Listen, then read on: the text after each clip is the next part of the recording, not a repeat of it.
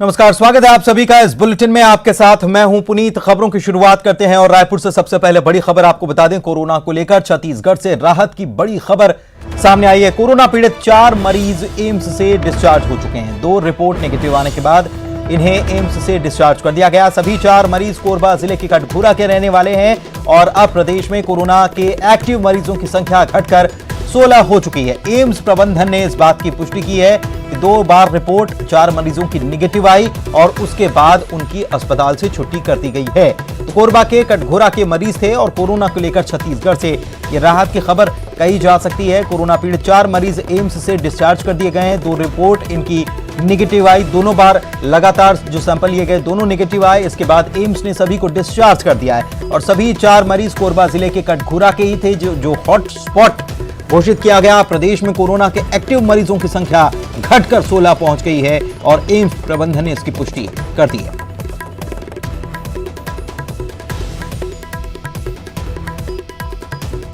अवधेश हमारे सहयोगी हमारे साथ लाइव जुड़े हुए हैं, उनके पास चलते हैं और उनसे बात करते हैं। अवधेश, अच्छी खबर लगातार मिल रही है और एक बार फिर से 4 मरीज स्वस्थ होकर अपने घर लौट जाएंगे। कटघोरा के रहने वाले थे जो हॉटस्पॉट है, लेकिन कह सकते हैं कि डॉक्टर्स जो हैं लगातार जो कोशिश कर रहे हैं उसका नतीजा सामने आ रहा है और लोग ठीक हो रहे हैं। बिल्कुल आपने सही कहते हैं कि डॉक्टर ही इस पूरे जंग में सबसे अहम भूमिका निभाए हुए हैं कि वो अपने जान को जोखिम में डाल के इलाज कर रहे हैं। और यही वजह है कि छत्तीसगढ़ में जो कोरोना पीड़ितों की जो कुल संख्या 33 थी, 33 से अब उसमें से जो है मात्र 16 जो है वो एक्टिव केस बचे हुए हैं। बाकी सारे लोग इलाज करा के घर जा चुके हैं। आज देर शाम अभी कुछ देर पहले सुखद खबर आई कि 4 मरीजों को एक साथ डिस्चार्ज कर दिया गया एम्स से, क्योंकि पिछली 2 रिपोर्ट जो थी उनकी नेगेटिव आई। एम्स प्रबंधन ने बाकायदा पुष्टि की, स्वास्थ्य मंत्री ने भी जानकारी ली, मुख्यमंत्री की तरफ से भी जानकारी ली गई। तो कुल मिला के कहा जा सकता है कि कोरबा के कटघोरा को जो रेड जोन हॉटस्पॉट बनाया गया कोरोना को लेके, उसको अगर छोड़ दिया जाए तो छत्तीसगढ़ में जो कोरोना पॉजिटिव की संख्या या पीड़ितों की संख्या है वो पुनः शून्य है।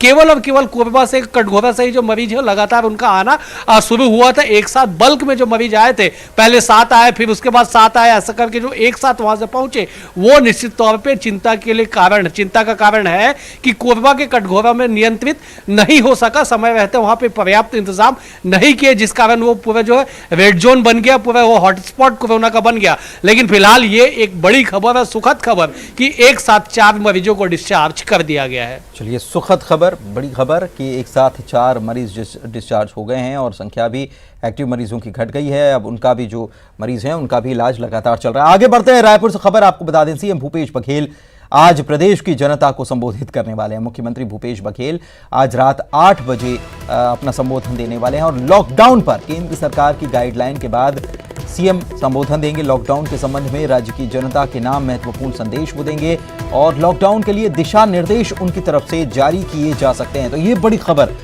कुछ ही देर बाद सीएम प्रदेश की जनता से बात करने वाले हैं, अपना संबोधन देने वाले हैं और कुछ नए जो गाइडलाइन जो है उसको लेकर वो शायद वो हो सकता है कि अपने आज संबोधन में प्रदेश की जनता को कुछ जानकारी दें। तो आज रात 8 बजे लॉकडाउन पर केंद्र सरकार की गाइडलाइन के बाद सीएम का संबोधन आना। सुरेंद्र हमारे सहयोगी हमारे साथ जुड़े हुए हैं, उनसे बात करते हैं। जी सुरेंद्र, बताएं।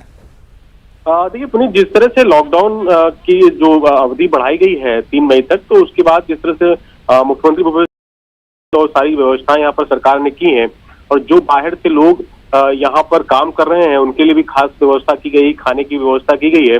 और जिस तरह से रोज यहाँ पर लोगों को खाना खिलाया जा रहा है, तो इस तरह से सारी व्यवस्थाएं हैं जो दुरुस्त की गई हैं। सीमाओं पर जो सीमावर्ती जो इलाके हैं जहाँ पर राज्य छूते हैं, वहां पर उनको सीमाओं को सील किया गया है। तो वहाँ पर भी सघन जांच की जा रही है, हर एक व्यक्ति की जांच की जा रही है। जिस तरह से कोरोना पॉजिटिव की संख्या लगातार छत्तीसगढ़ में कम हो रही है, तो ये संकेत है कि जिस तरह से, क्योंकि पहले भी जो कृषि मंत्री हैं उन्होंने ये बात को कहा था कि यहाँ पर जो सब्जी के जो व्यापारी हैं, जो सब्जी के लिए किसान बाहर सब्जी भेजना चाहते हैं, तो उसके लिए ट्रेन की व्यवस्था की गई है, रेलवे ने की है, तो वहां से वो व्यापार भी कर सकते हैं। तो इस तरह से मुख्यमंत्री का जो जनता के साथ संबोधन होगा वो काफी महत्वपूर्ण है। ठीक है, बहुत बहुत शुक्रिया आपका इस जानकारी के लिए। काफी महत्वपूर्ण संबोधन मुख्यमंत्री का आज 8 बजे होगा। रायपुर से खबर आपको बता रहे हैं, पुलिस ने ऑर्डर जारी कर दिया है। पुलिस ने निर्देश दिए हैं कि 2 पहिया गाड़ी पर 1 से ज्यादा सवारी प्रतिबंधित होगी, यानी कि अगर टू व्हीलर है तो उस पर केवल एक व्यक्ति उस वाहन को चला पाएगा, और 4 पहिया वाहन अगर है तो इसमें 2 से ज्यादा लोग नहीं बैठ पाएंगे। अगर बैठते हैं तो कार्रवाई होगी, कड़ी कार्रवाई की जाएगी, ऐसा करने वालों पर कड़ी कार्रवाई की जाएगी, उल्लंघन करने वालों को। और मास्क पहनना भी बेहद जरूरी है, मास्क पहनना अनिवार्य कर दिया गया है। रायपुर पुलिस ने ट्वीट कर इसकी जानकारी दी है। सुरेंद्र हमारे सहयोगी हमारे साथ जुड़े हुए हैं। सुरेंद्र, पुलिस तो सख्ती की बात तो कर रही है, लेकिन जिस तरीके से तस्वीरें सामने आ रही हैं, कई सब्जी मंडी में भीड़ इकट्ठा हो रही है, सोशल डिस्टेंसिंग का पालन नहीं हो रहा है, तो ये सवाल भी खड़े होते हैं कि पुलिस की कार्रवाई किस प्रकार से हो रही है। हालांकि पुलिस कह रही है कि हम सख्ती दिखाएंगे।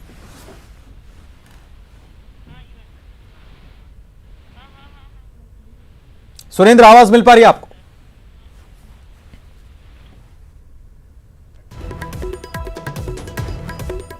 चलिए, लगता है कि सुरेंद्र तक आवाज नहीं पहुंच पा रही, लेकिन आपको ये बड़ी जानकारी हम दे रहे हैं कि रायपुर पुलिस ने ट्वीट किया है और ये जानकारी दी है कि जो लोग अब बाहर निकल रहे थे तो एक गाड़ी पर 2 लोग सवार थे, अब नहीं चलेगा। टू व्हीलर पर केवल एक व्यक्ति टू व्हीलर पर, और 4 व्हीलर में केवल 2 व्यक्ति ही सवार रह सकते हैं। अधिक रहेंगे तो कार्रवाई की जाएगी, कड़ी कार्रवाई की जाएगी। मास्क पहनना भी जरूरी है, अगर बगैर मास्क पहने अगर आप बाहर निकलते हैं तो आप पर कार्रवाई होगी। सुरेंद्र हमारे सहयोगी हमारे साथ फोन लाइन पर जुड़े हुए हैं, उनसे बात करते हैं। सुरेंद्र, रायपुर पुलिस ने ट्वीट कर सख्ती की बात तो कही है, लेकिन तस्वीरें जो सामने आ रही हैं, लॉकडाउन का पूरी तरह से पालन होता नजर नहीं आ रहा। हमने देखा सब्जी मंडी में कितनी भीड़ इकट्ठी हो गई और सोशल डिस्टेंसिंग का भी पालन नहीं हो पा रहा था। तो ऐसे में सवाल ये उठता है कि पुलिस सख्ती की बात तो कह रही है, लेकिन किस तरीके से सख्ती दिखाई जाएगी, क्योंकि जमीन पर नजर नहीं आता। देखिए, बड़ा सवाल यही है पुनीत, जिस तरह से सख्ती का जो पालन कराना चाहिए वो सख्ती का पालन सही तरीके से नहीं हो पा रहा है। इसीलिए जो लगातार लोग उसकी लॉकडाउन का लगातार जो है उसकी अवहेलना कर रहे हैं, लगातार उसको तोड़ रहे हैं। और जिस तरह से रायपुर पुलिस ने अब ये नया जो एक निर्देश जारी किया है और ये कहा है कि अगर 2 से अधिक अगर कार में जाएंगे तो आपको मास्क लगाना होगा और उस पर भी जुर्माना देना पड़ेगा। और जिस तरह से कल जो चालानी कार्रवाई हुई थी, करीब 300 से अधिक लोगों पर कार्रवाई की गई थी, तो लगातार चालानी कार्रवाई भी रायपुर पुलिस कर रही है। लेकिन बावजूद इस तरह से जो सख्ती होनी चाहिए, क्योंकि लगातार जो बाजारों में अगर सोशल डिस्टेंसिंग की बात की जाए तो वहां पर भी नजर नहीं आता है। लगातार बाजारों में भीड़ लोग उमड़ रहे हैं, जो दुकानें खुल रही हैं। ऐसे बहुत सारे इलाके हैं राजधानी रायपुर के जहां पर लगातार लोग घर से बाहर निकलते हैं और लॉकडाउन का लगातार जो है इसका तोड़ने का सिलसिला राजधानी में देखा जा रहा है। इसीलिए राय पुलिस ने सख्ती के इसके तहत इसको जो है जारी करने के निर्देश। चलिए, अब आने वाले दिनों में ये देखना होगा कि पुलिस सख्ती की बात कर रही है तो कितनी सख्ती पुलिस दिखाती है, क्योंकि बेहद जरूरी है ये। बहुत बहुत शुक्रिया सुरेंद्र आपका इस तमाम जानकारी। इधर दुर्ग से खबर आपको बता रहे हैं, 16 जमातियों को पुलिस ने ट्रेस कर लिया है। भिलाई के रहने वाले ये सभी जमाती हैं और 40 दिनों तक ये भुवनेश्वर में रहे हुए थे। भुवनेश्वर से भिलाई लौट चुके हैं सभी 16 जमाती, और सभी जमातियों को होम आइसोलेट करा दिया गया है। सभी को ट्रेस कर लिया गया है। 40 दिनों तक भुवनेश्वर में ये थे। और मिथिलेश हमारे सहयोगी ज्यादा जानकारी के साथ मौजूद है। मिथिलेश, क्या खबर है? देखिए पुनीत, लगातार जो जमाती हैं उनको खोजने का सिलसिला चल रहा है। यहाँ पर दुर्ग पुलिस और स्वास्थ्य विभाग द्वारा लगातार ये कार्रवाई की जा रही है। और इसी के तहत में जो जानकारी में थी कि यहाँ पर 16 जमाती जो आए हुए थे जिन्होंने कोई जानकारी नहीं दी थी और उनको ट्रेस किया गया। जब उनसे पूछताछ की गई कड़ाई से, जो इनके मुख्य जो व्यक्ति था उससे पूछताछ की गई तो उसने ये बात स्वीकार किया कि वो लोग भुवनेश्वर वहां पर गए हुए थे और वहां पर जो दिल्ली से तकरीर कराने के लिए आए हुए थे वहां पर जत्था उनके साथ में वो शामिल थे। यहाँ पर भिलाई में आके हुए रह रहे थे, लेकिन किसी को बताया नहीं था। इसकी जानकारी मिलने के बाद में सुपेला पुलिस ने जो है वो सभी को ट्रेस कर लिया है और सभी को होम आइसोलेशन किया गया है। क्या तो इन पर कोई मामला दर्ज करने जैसी बात हो रही है? क्योंकि एक तरफ लगातार अपील की जा रही है कि अगर आपको ऐसा कुछ है, अगर आपने कहीं ट्रैवल किया गया और खास तौर पर खोजबीन चल रही है जो जमाती हैं उनकी, तो ऐसे में इनको बताना, अपनी जानकारी देना जरूरी इनको नहीं लगा कि जानकारी इनको सरकार तक पहुंचानी चाहिए, प्रशासन तक पहुंचानी चाहिए? जी बिल्कुल पुनीत, क्योंकि बार बार ये अपील की जा रही है प्रशासन के द्वारा कि जो भी बाहर से आया है उनको वो बता दें अपने और उसके हिसाब से वो काम करें। लेकिन इतनी अपील करने के बावजूद भी सामने नहीं आए तो पुलिस निस्संदेह इसमें कोई कार्रवाई करेगी। और अभी सुपेला पुलिस ने जांच कर रही है और जांच के बाद में हो सकता है कि इसमें पूरी तरह से कार्रवाई की जाए। जी पुनीत, बहुत बहुत शुक्रिया आपका इस तमाम जानकारी के लिए मिथिलेश। के बाद आपका स्वागत है और रायपुर से खबर बता रहे हैं। स्वास्थ्य मंत्री टीएस सिंहदेव की तरफ से बयान आया है। उन्होंने कहा है कि अब जल्द ही टीबी जांच मशीनों से कोरोना टेस्ट होगा। 45 मिनट से 2 घंटे में एक टेस्ट हो सकेगा और जिले में कई जगह ये मशीनें उपलब्ध भी हैं। राजधानी के लालपुर स्थित टीबी अस्पताल में इसकी जांच होगी। तो ये उनकी तरफ से एक बड़ा बयान आया है कि टीबी जांच मशीन जो हैं उनसे कोरोना टेस्ट किया जाएगा। 45 मिनट से 2 घंटे का वक्त एक टेस्ट में लगेगा। तो ये जो अभी जो वक्त लग रहा है उससे तो कम ही वक्त है। और उन्होंने कहा है कि जिले में कई जगह मशीनें उपलब्ध हैं। राजधानी के लालपुर स्थित टीबी अस्पताल में इसकी जांच होगी। को भी हम लोग प्रारंभ करना चाह रहे हैं। ये टीबी के लिए जो मशीनें आती हैं, टीबी के टेस्टिंग के लिए, उन टीबी के टेस्टिंग की मशीन का भी उपयोग हम लोग कोरोना की टेस्टिंग के लिए करने की प्रक्रिया चालू कर रहे हैं। और जैसे ही उसके कार्ट्रिज आ जाते हैं, इसके कार्ट्रिज रहते हैं जिसमें टीबी की टेस्टिंग होती है, इसके लिए पृथक से कार्ट्रिज आता है। उसकी भी दरों की बात आती है। अभी $20 में मिलता है, किसी ने बताया। फिर मध्यम गरीबी के और गरीब देशों की कैटेगरी के लिए कुछ अलग रेट्स हैं। तो क्या चीज है उसको पारदर्शी करके इन मशीनों का भी उपयोग करने के लिए हम लोग प्रयास कर रहे हैं। और ये कई जगह जिलों और रायपुर से खबर है। रावणभाटा में थोक सब्जी मार्केट बंद कर दिया गया, लेकिन व्यापारियों ने इसके बाद मैदान में खुद ही सब्जी बाजार खोल लिया। और यहां पर हैरानी की बात यह है कि लोगों की भीड़ जुटने लगी। सोशल डिस्टेंसिंग का कहीं कोई पालन नहीं हो रहा था और पुलिस और निगम प्रशासन का कोई बंदा यहां पर मौजूद नहीं था। अव्यवस्था का आलम यहां पर देखने।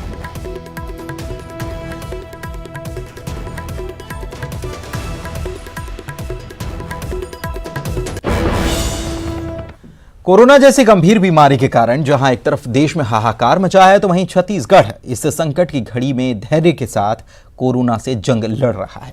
मुख्यमंत्री के नेतृत्व में एक और शासन प्रशासन कोरोना से हो रही जंग में उसे हराने के लिए अपनी शक्ति झोंक रहा है, तो दूसरी तरफ सीएम भूपेश बघेल ने इस संकट की घड़ी में प्रदेशवासियों को राहत देने के लिए कई ऐसे कदम उठाए जिससे कि उन्हें राहत मिली है। एक कुशल प्रशासक की असली पहचान संकट की घड़ी में होती है। दरअसल समूचे विश्व सहित देश में फैले कोरोना के संक्रमण से छत्तीसगढ़ भी अछूता नहीं है, लेकिन सीएम भूपेश बघेल ने जैसे इस भयंकर संकट को पहले ही भांप लिया था। यही वजह है कि सीएम भूपेश बघेल एक ओर कोरोना से डटकर मुकाबला कर रहे हैं, तो दूसरी ओर इस संकट की घड़ी में प्रदेशवासियों को राहत पहुंचाने के लिए कई कदम उठा रहे हैं, जिससे कोरोना से जंग बड़ी आसान दिख रही है।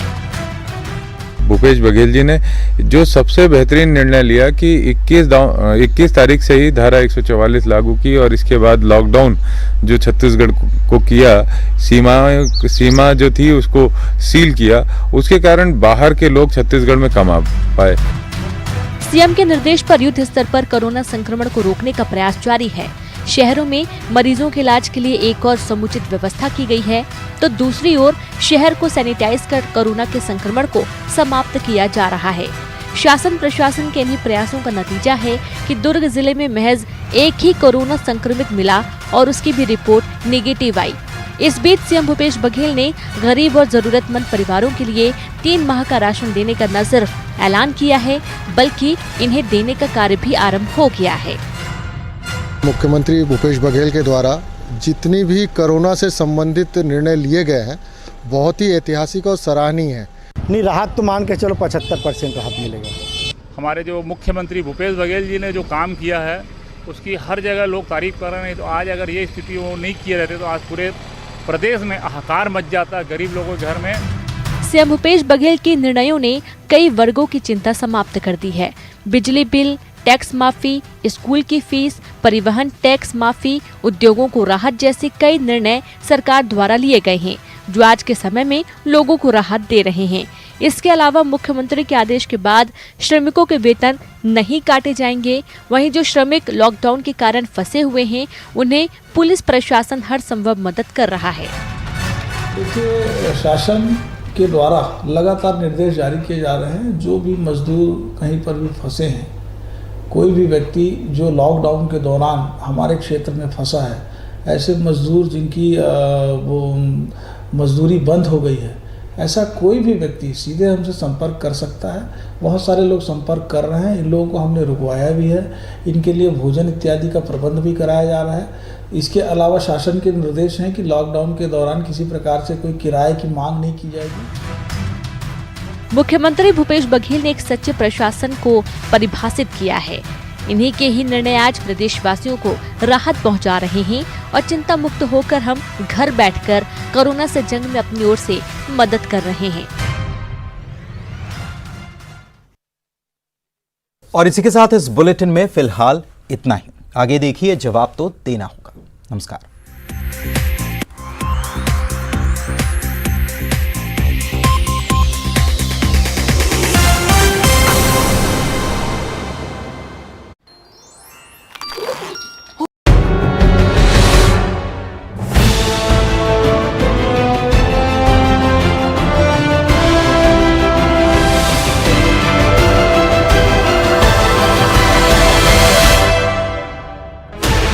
Sixteen channels, 15 languages, 26 states, 1200 plus reporters, 66.8